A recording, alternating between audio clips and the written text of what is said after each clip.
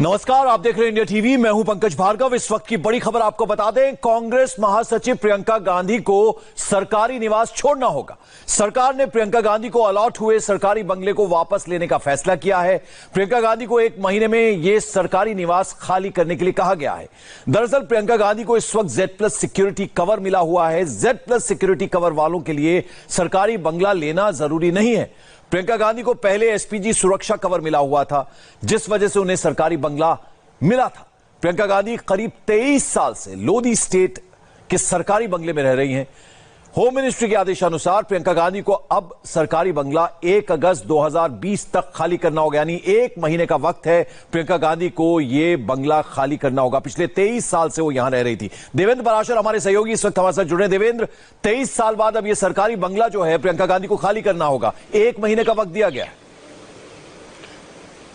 जी हाँ पंकज, और 1 महीने के अंदर न सिर्फ बंगला खाली करना होगा बल्कि 3,46,000 रुपए का जो जून तक का उनका असेसमेंट हुआ था, उस समय तक का जो बिल बकाया था वो 3,46,000 रुपए का था। जाहिर तौर पर उसके बाद उसमें कुछ बढ़ोतरी हुई होगी, उस बिल का भी बकाया भुगतान करना होगा, क्योंकि वो सारी जो सरकारी ड्यूज हैं उसके लिए भी नोटिस भेज दिया गया है। साथ ही साथ 1 महीने के अंदर इसे खाली करने का कहा गया है। और जैसा कि हम अपनी रिपोर्ट में बता रहे हैं कि वो खाली करने का आधार ये है क्योंकि प्रियंका गांधी अब SPG प्रोटेक्टी नहीं है, Z+ सिक्योरिटी मिली है CRPF के बैनर के तहत उन्हें पूरे देश भर में कहीं भी अगर वो जाती हैं तो।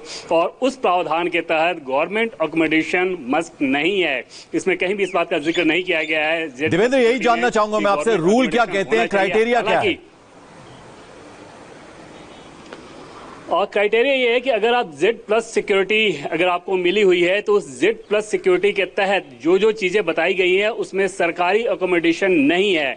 हालांकि अगर गृह मंत्रालय किसी व्यक्ति का सुरक्षा असेसमेंट करता है और उसके आधार पर उसे लगता है कि इस व्यक्ति की सुरक्षा को खतरा है, तो फिर कैबिनेट कमेटी ऑन एकोमोडेशन को इस बात को वो रिकमेंड कर सकता है और वहां पर कैबिनेट कमेटी ऑन एकोमोडेशन उसे बंगला आवंटित कर सकती है। जैसे आप लालकृष्ण आडवाणी की बात कर लें या मुरली मनोहर जोशी की बात कर लें, तो वो थ्रेट परसेप्शन के आधार पर है। लेकिन अगर सिर्फ Z+ सिक्योरिटी अगर आपको मिली हुई है तो उसके तहत आप इस बात के लिए हकदार नहीं है कि आपको सरकारी घर मिले। और उसी आधार पर प्रियंका गांधी को भारत सरकार का जो शहरी विकास मंत्रालय है, जिसके अंतर्गत डिपार्टमेंट ऑफ स्टेट आता है, यानी कि संपदा विभाग आता है शहरी विकास मंत्रालय के अंतर्गत भारत सरकार के, उसने ये नोटिस भेजकर प्रियंका गांधी को ये कहा है कि 1 महीने के अंदर उस बंगले को खाली करना होगा। इससे पहले आप देखें तो ये प्रावधान कर दिया गया था कि SPG प्रोटेक्टी के अलावा किसी व्यक्ति को सरकारी घर नहीं मिलेगा। उसमें अगर एक पहले संशोधन किया गया था कि 50 गुना ज्यादा मार्केट रेट से 50 गुना ज्यादा फी देना होगा। उसके बाद फिर उसमें संशोधन किया गया था 2003 में, तो फिर उसको 20 गुना किया गया था। लेकिन अब ऐसा किया गया है कि SPG प्रोटेक्टी के अलावा किसी व्यक्ति को सरकारी घर आवंटित नहीं होगा unless until MHA threat perception के आधार पर कोई रिकमेंडेशन ना करे कैबिनेट कमेटी ऑन एकोमोडेशन को और वो कोई फैसला ना ले। जी देवेंद्र, जिस बीच मैं और आप बात कर रहे हैं, इस बीच अगर देखेंगे हम तो ट्विटर पर ये जबरदस्त तरीके से ट्रेंड होने लग जाएगा, क्योंकि अब पॉलिटिकल रिएक्शंस, खासतौर पर कांग्रेस को इस पर कड़ी आपत्ति हो सकती है।